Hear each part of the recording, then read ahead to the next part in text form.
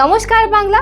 আপনারাও কি ধানের নার্সারি লাগিয়েছেন আর তার ঠিক 10 থেকে 12 দিন পর খেতে গিয়ে দেখছেন যে গাছ হলুদ হয়ে গেছে? প্রথমে হয়তো আপনারা ভাবছেন যে সারের কমি তাই আপনারা সার প্রয়োগ করছেন, কিন্তু তাও হলুদ ভাব যাচ্ছে না। তারপর হয়তো ভাবছেন যে জলের কমি তাই জল দিলেন, কিন্তু তাও তারপর অবস্থা একই রকম। আর শেষে যখন আপনি দেখলেন যে কোনো জিনিসই কাজ করছে না, সে সময় আপনারা কি করলেন? দোকানে গিয়ে দামি ওষুধ কিনে স্প্রে করে দিলেন। এইসবে কি হচ্ছে? শুধু টাকা খরচ হচ্ছে, লাভ কিছুই হচ্ছে না। তবে মনে রাখবেন, যদি নার্সারির হলুদ ভাব সময় মতো দূর করা না হয় তাহলে গাছের শিকড় দুর্বল হয়ে যাবে, আর পরে মূল জমিতে রোপণ করার পর গাছ ভালোভাবে বাড়তে পারবে না, কম খুশি বেরোবে, আর শেষে ধানের ফলনও কমে যাবে। মানে নার্সারির একটা সমস্যার কারণে আগে গিয়ে আপনার টাকা, আপনার পরিশ্রম, আপনার উৎপাদন সব নষ্ট হয়ে যাবে। তাই আমরা আজকের এই ভিডিওতে ধানের নার্সারি হলুদ হয়ে যাওয়ার প্রধান 3টি কারণ আর তার সমাধান নিয়ে কথা বলবো। আর ভিডিওর শেষে আমরা কথা বলবো এরকম একটা বড় ভুল যেটা প্রায় প্রতিটি চাষি অজান্তে করে ফেলে, যেটা ঠিক না করলে ধানে হলুদ ভাব তো যাবেই না, সাথে পোকা আর কীটের আক্রমণও বেড়ে যাবে। ধানের নার্সারি হলুদ হয়ে যাওয়ার প্রথম কারণ হচ্ছে নিউট্রিয়েন্ট ডিফিসিয়েন্সি, মানে পোষক তত্ত্বের অভাব। ধানের নার্সারিতে 3 ধরনের অভাব বেশি দেখা যায়, যেগুলো আপনাদের জেনে নেওয়া খুবই জরুরি। প্রথম হচ্ছে নাইট্রোজেনের অভাব, যেটা লাগাতার বৃষ্টি হলে বেশি দেখা যায়। আপনারা হয়তো জানেন যে নাইট্রোজেন গাছকে সবুজ রং দেয়, তাই যদি নাইট্রোজেনের অভাব গাছের মধ্যে দেখা যায় তাহলে গাছের মধ্যে আগে পুরনো পাতা, মানে নিচের পাতা হলুদ হতে শুরু করে, তারপর আস্তে আস্তে পুরো গাছ হলুদ হয়ে যায়। তাই আগে নিজের নার্সারিতে যান, দেখুন যে কোন জায়গার পাতা হলুদ হচ্ছে। যদি নিচের পাতা হলুদ হয় তাহলে বুঝে নেবেন যে ওটা নাইট্রোজেনের কমি। আর যদি নাইট্রোজেনের কমি হয়ে থাকে তাহলে এর প্রতিকার খুবই সহজ। যদি আপনার 1 একর জমির জন্য নার্সারি লাগিয়েছেন তাহলে মাত্র 8 কেজি ইউরিয়া প্রয়োগ করুন, এইটুকুই যথেষ্ট। দ্বিতীয় হচ্ছে আয়রনের অভাব। এই সমস্যা বাংলার প্রায় অনেক ধান চাষির ক্ষেতেই দেখা যায়। যদি নার্সারির মধ্যে সবসময় জল জমে থাকে, সেই সময় ওখানকার মাটি ক্ষারীয় হয়ে যায়, আর তাই গাছ মাটি থেকে আয়রন গ্রহণ করতে পারে না। আর এই আয়রনের অভাবের একটা খুব বড় লক্ষণ হলো যে পাতার শিরাগুলো সবুজ থাকবে কিন্তু পাতার বাকি অংশটা হলুদ হয়ে যাবে। আপনারা যদি নিজের ধানের নার্সারিতে এরকম সমস্যা দেখেন তাহলে বেশি কিছুই করতে হবে না,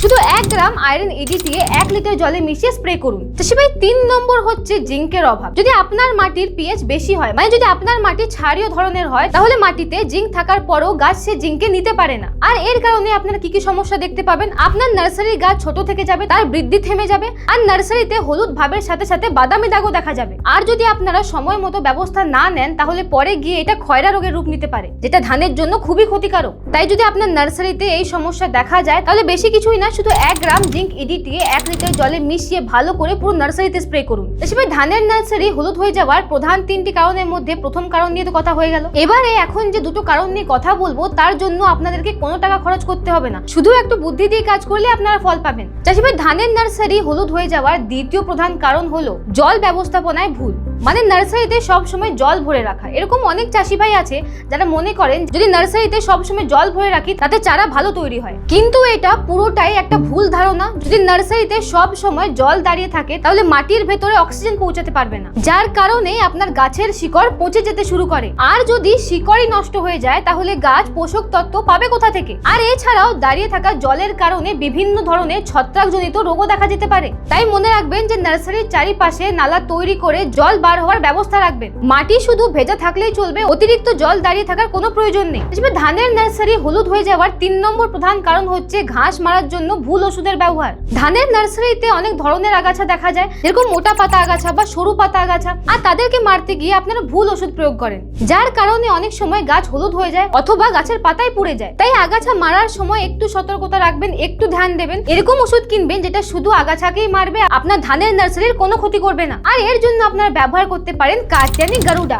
1 একরের নার্সারির জন্য মাত্র 80 থেকে 90 মিলি। এই ওষুধ আপনার ধানের নার্সারির কোনো ক্ষতি না করে শুধুমাত্র আগাছাই মারবে। এই আগাছা মারার ওষুধ নিয়ে যদি বিস্তারিত ভাবে আরো বেশি জানতে চান তাহলে স্ক্রিনে আসা এই ভিডিওটাকে দেখতে পারেন। এবার আসি শেষ কথায়, যার নিয়ে আমি ভিডিও শুরুতেই বলেছিলাম যে এরকম একটা ভুল যেটা বেশিরভাগ চাষিরাই করে ফেলে আর যার কারণে সমস্যা আরো বেড়ে যায়, আর সেটা হচ্ছে অতিরিক্ত ইউরিয়া ব্যবহার। যে সময় নার্সারিতে হলুদ ভাব দেখা যায় সে সময় অনেক চাষি ভাইরা ভাবেন যে ইউরিয়ার জন্যই তো গাছ সবুজ থাকে, তাই আরো বেশি ইউরিয়া দেওয়া যাক। তারা ভাবে যে ইউরিয়া দিলে গাছ তাড়াতাড়ি সবুজ হয়ে যাবে। হ্যাঁ, মানছি 2-3 দিনের জন্য গাছ সবুজ দেখাতেই পারে, কিন্তু তারপর কি হবে? অতিরিক্ত কোমল এবং সবুজ রং দেখে বিভিন্ন রস চূষক পোকার আক্রমণ বেড়ে যাবে। ওরা এসে গাছের রস চুষে নেবে আর তার কিছুদিন পর গাছ আবার হলুদ হয়ে যাবে। তাই মনে রাখবেন যে ইউরিয়া বেশি দিলে সমস্যার সমাধান হয় না, বরং সমস্যা আরো বেশি বেড়ে যায়। সেই জন্যই ইউরিয়া শুধু প্রয়োজন মতো দিন। যদি আপনারা 1 একর জমির জন্য নার্সারি তৈরি করছেন তাহলে মাত্র 8 কেজি ইউরিয়া যথেষ্ট, এর থেকে বেশি প্রয়োগ করবেন না। তো চাষি ভাই, ধানের নার্সারি হলুদ হলে আন্দাজ করে সার বা ওষুধ দেবেন না। আগে বুঝুন যে সমস্যাটা কি, কিসের অভাব, কি ভুল, তারপরেই কোনো কাজ করবেন। ঠিক কারণ চিনতে পারলে টাকাও কম খরচ হবে আর আপনার ফসলও সুরক্ষিত থাকবে।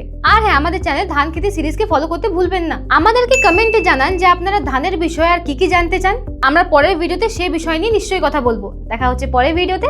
ধন্যবাদ।